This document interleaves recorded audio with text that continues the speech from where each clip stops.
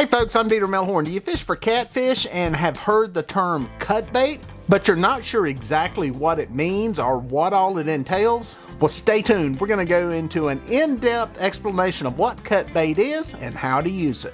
When it comes to fishing for catfish, there are a lot of bait options out there. If you're just starting out, you can start with what I call grocery store baits. Now these are common items like chicken breast, chicken liver, hot dogs, even Slim Jims that you can use as catfish bait. The great thing about these catfish baits is, well, if you don't use them, you can eat them. Now the downside to these baits is, well, they may not be the best option if you're trying to catch a big catfish. Or at least they may not give you the confidence that you're going to catch a giant fish. Now the next category of baits are ones that you would get in your bait and tackle store. These include things like minnows, worms, and frozen baits.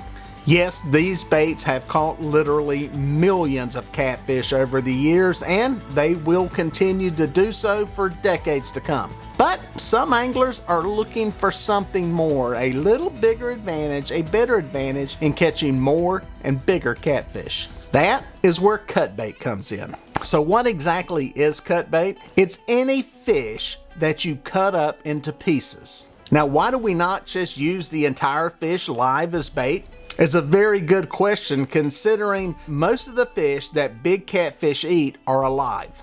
I mean, let's face it, catfish do not encounter cut up pieces of fish in the wild. As a friend once said, catfish don't bring a fillet knife when they go to dinner. While there is some truth in these statements, there are some important reasons as to why cut bait is one of the premier baits for catching trophy catfish.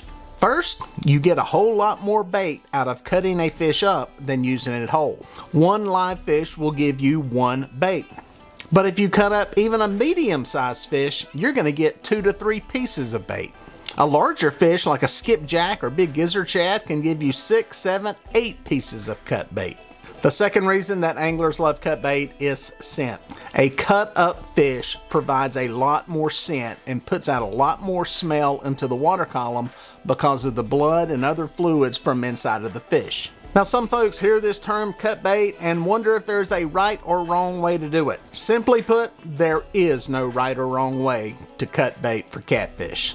With that said, I'm going to go over a few things, a few tips that will make using cut bait hopefully a little more productive for you. The first thing is you're going to need a good flat surface to cut on.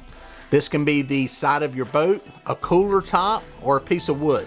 That solid flat surface is especially important for you guys that are bank anglers, because if you don't have it, you're going to be cutting your bait up on the ground. Second, you'll need a good knife, or maybe 2. If you're only getting one, my first choice is a fillet knife. The flexible blade allows you to cut fillets off the side of the fish. You can also use this fillet knife to cut the fish up into chunks. That flexible blade is a lot more effective than using a pocket knife. Now you don't need to spend a fortune on a high-dollar fillet knife, just get a cheap one from the tackle section at Walmart.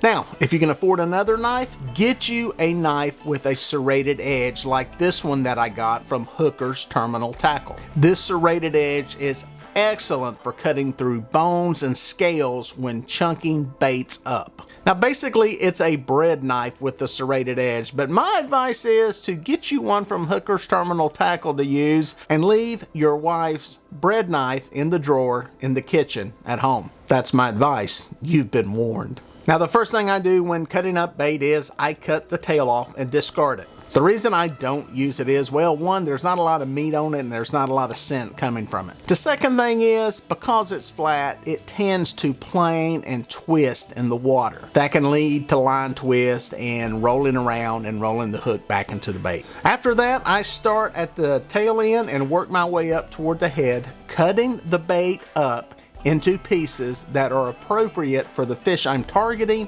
and the fish that I have in the waters that I'm fishing. In other words, if I'm just wanting to catch fish, I will use smaller pieces of bait. Also, if I'm in an area with smaller fish, say channel casts or bullheads, using big pieces of bait will not bring in bigger fish because they're not there. Now, if I am targeting bigger fish and I'm in an area that has these bigger fish and I want to eliminate the smaller fish from biting my bait, I will go with bigger chunks of bait. Bigger bait doesn't always mean bigger fish, but in most cases, bigger baits will eliminate the smaller fish.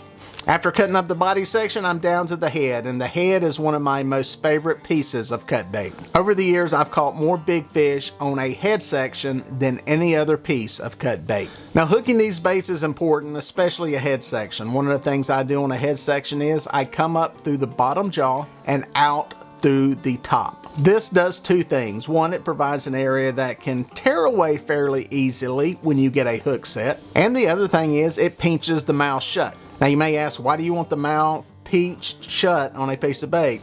If that mouth is open, it is taking in water, catching it like a bucket, and this can lead to twisting and turning and tumbling, and it can lead to the hook rolling back into the bait. One of the most important things anytime you hook a bait is to keep the hook exposed. You need a lot of hook exposure, especially if you're using circle hooks. All of the methods I use leave a lot of hook tip exposed. Burying it in the bait does you no good.